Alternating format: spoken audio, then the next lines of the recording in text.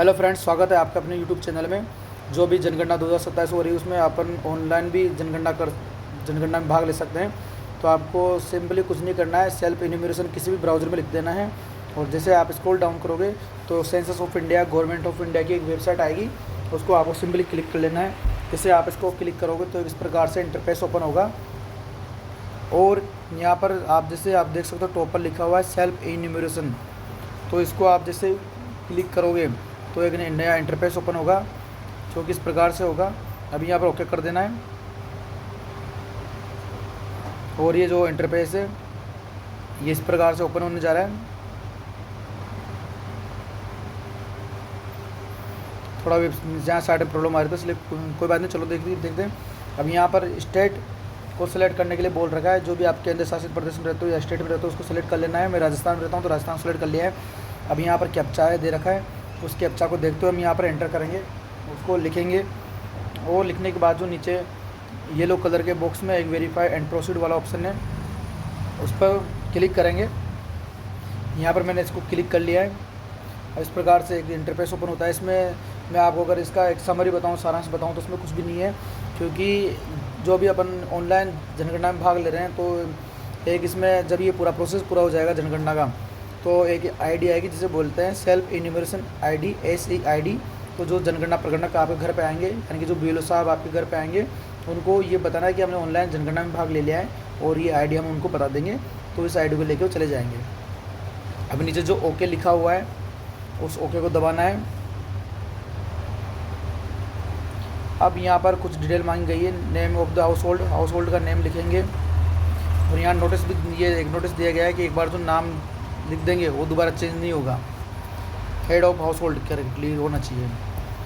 तो name of the head of the house hold यानी कि जो घर का जो मुखिया है उसका नाम यहाँ पर एंटर कर देंगे और नीचे मोबाइल नंबर एंटर कर देंगे।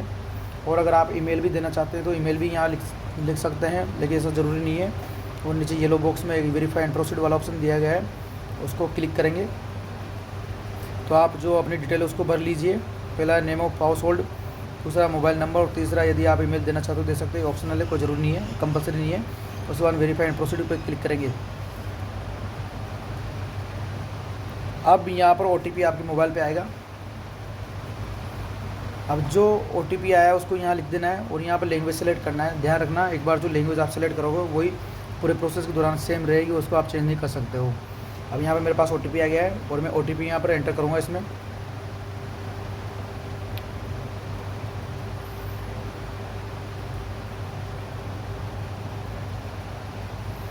अब मैं येलो बॉक्स पे क्लिक कर दूंगा। अब यहाँ पर स्टेट सेलेक्ट कर ही लिया है पहले। अब डिस्ट्रिक्ट को सिलेक्ट करेंगे। डिस्ट्रिक्ट को सिलेक्ट करने के बाद में पिन कोड को एंट्री करेंगे। जो मेरा डिस्ट्रिक्ट है मैंने सेलेक्ट कर लिया। अब पिन कोड जो मेरा इस प्लेस जहाँ पर है उसका जो पिन कोड है उसको एंटर करूँगा। अब जो मेरा जो प्लेस है या विलेज है जो जिस नाम से जाना जाता है उसको मैं यहाँ पर एंटर करूँगा।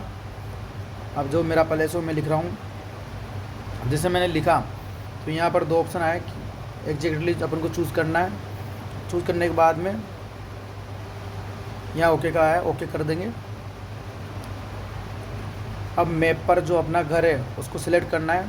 जो ये येलो कलर का टैग है उसी को वहाँ पर लेके जाना है जहाँ अपना घर है।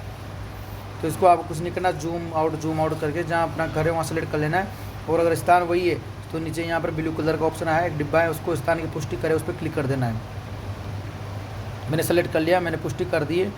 अगर आपको सही नहीं है तो पुनः स्थापित कर सकते हैं, और अगर सही है तो जो नीचे लिखा हुआ है सहज है और आगे बढ़े, तो इन दोनों में जो सही है उसको आप चूज़ कर लीजिए। अगर दोबारा फिर करना है तो पुनः स्थापित कीजिए, और सही है तो आगे सहज है और यहाँ पर हाँ कर दीजिए। इसके बाद में ये जनगणना से रिलेटेड कुछ क्वेश्चन पूछे गए हैं जिसे हमको अच्छी तरह से पढ़ के जवाब दे देना है। ज़्यादा इतना कुछ वो फास्ट नहीं है, ऐसा कुछ नहीं है, रॉकेट साइंस नहीं, इसमें कुछ पढ़ के बताना है बस अपन को। इसमें पहला क्वेश्चन पूछ रखा है, ये मतलब कुछ नहीं, मकान से रिलेटेड पूछा गया है। पहला क्वेश्चन है, जनगणना मकान के पास में प्रयुक्त सामग्री कौन सी है? मिट्टी है, लकड़ी, बाँस, पक्की ईंट, पत्थर, सीमेंट या फिर फर्श की टाइल है या अन्य कोई। तो मैंने पक्की ईंट सेलेक्ट कर लिया है। दूसरा है, जनगणना मकान के दीवार में प्रयुक्त प्रमुख सामग्री तो जो भी है घास फूस, बाँस, प्लास्टिक, पॉलीथीन, गिट, मिट्टी, लकड़ी, जो भी है, पक्की ईंटें क्या है, उसको सेलेक्ट कर लेना है। जो भी जिस सामान से आप मकान बनाओ उसको सेलेक्ट कर लो। और तीसरा है जनगणना मकान की छत में प्रयुक्त प्रमुख सामग्री कौन सी है। जो भी इसमें सेलेक्ट कर लो, प्लास्टिक या हस्त निर्मित, टाइल्स से, पक्की ईंटें, पत्थर, स्लेट, कंक्रीट या अन्य कोई, जो भी उसको सेलेक्ट कर लेना है। यहाँ फिर नीचे आएगा कि जनगणना मकान की स्थिति, यानी कि जिस मकान में आप रहे तो वो सही है या क्या है, कैसा है, या जीर्ण शीर्ण हो रहा है, रहने योग्य है, अच्छा है, कैसा है, उसको सेलेक्ट कर लेना है। यहाँ पर मैंने मेरे हिसाब सेलेक्ट कर लिया है। अब सहेज और आगे बढ़े, यदि सही है तो उसको सहेजना है, और अगर सही नहीं इसको पुनः स्थापित करना है दोबारा। यहाँ मैं यहाँ पे क्लिक कर रहा हूँ क्योंकि मैंने सब कुछ जानकारी सही दी है। अब यहाँ पर परिवार से संबंधित जानकारी मांगी जा रही है। परिवार में कितने व्यक्ति रहते हैं उनका नाम लिख देना है। परिवार के मुखिया का नाम सेलेक्ट हो गया है। परिवार के मुखिया का जो लिंग है वो सिलेक्ट करना है। और आप किस अनुसूचित जनजाति या जाति में बिलोंग करते हो या फिर अन्य में बिलोंग करते हो उसको सेलेक्ट कर लेना है। और जो मकान की स्वामित्व की स्थिति क्या है, वो अपना है या किराए पर रहे क्या है, जो भी सिलेक्ट कर लेना है। और जो मकान जिसमें अपन रहते हैं उसमें कमरों की संख्या कितनी है वो लिख देना है। और परिवार में कितने दंपति रहते हैं उसको सिलेक्ट कर लेना है, उसको मतलब उसको लिखना है। अगर सही है तो सहेजना है और आगे बढ़ना है, और अगर दोबारा करना है तो पुनः स्थापित करना है। दोनों में जो सही ऑप्शन है उसको चूज कर लीजिए।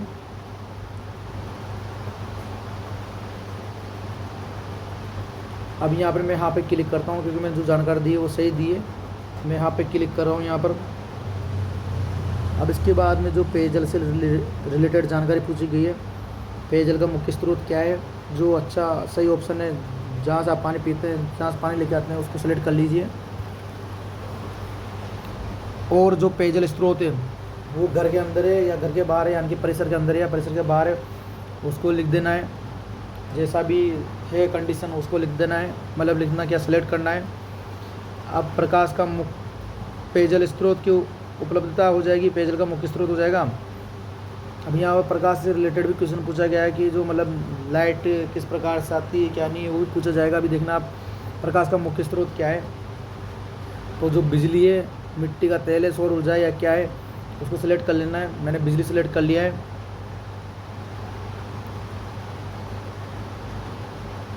अब नीचे एक और पूछा गया है यहाँ पर शौचालय की सुलभता, यदि हाँ है तो किस प्रकार है, और नहीं है तो खुले में जाते हैं क्या करते हैं। तो हाँ में से अगर आप ऑप्शन करोगे तो जो सही है उसको चूज़ कर लीजिए कि अपने केवल अपने लिए यूज़ करते हैं या फिर परिवार के साथ साझा में करते हैं या फिर पब्लिक टॉयलेट में यूज़ करते हो आप, क्या है जो भी उसको सेलेक्ट कर लीजिए। अब शौचालय का प्रकार किस प्रकार से, इनमें आप पढ़ के जो सही ऑप्शन है उसे मार्क कर दीजिए, सेप्टिक टैंक पे मार्क कर दो या अन्य पद्धति जो जैसा उसको सेलेक्ट कर लीजिए।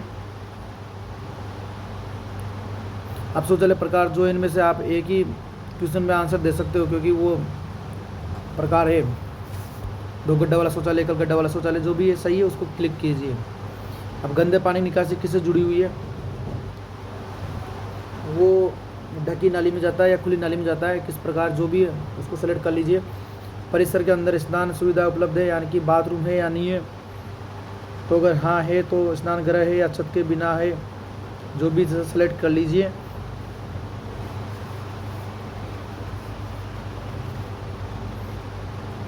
नेक्स्ट जो पूछा गया है यहाँ पर कि रसोई घर और एलपीजी पीएनजी गैस कनेक्शन की उपलब्धता है या नहीं है।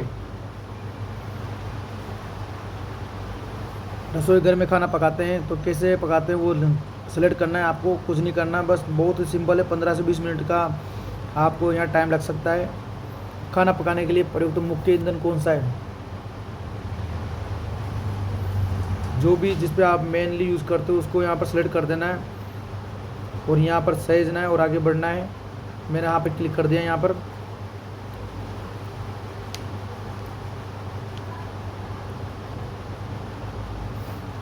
थोड़ा साइड में प्रॉब्लम आ रहा है बार बार ये।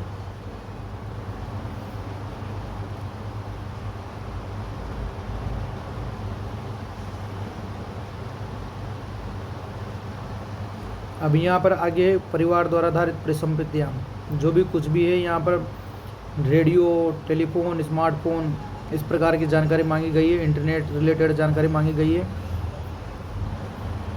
जो भी सही ऑप्शन है उसको चूज़ करना है। इंटरनेट सुविधा, लैपटॉप, कंप्यूटर है या नहीं है, जो भी है, जो है उसको हाँ करना है, जो नहीं उसको ना करना है।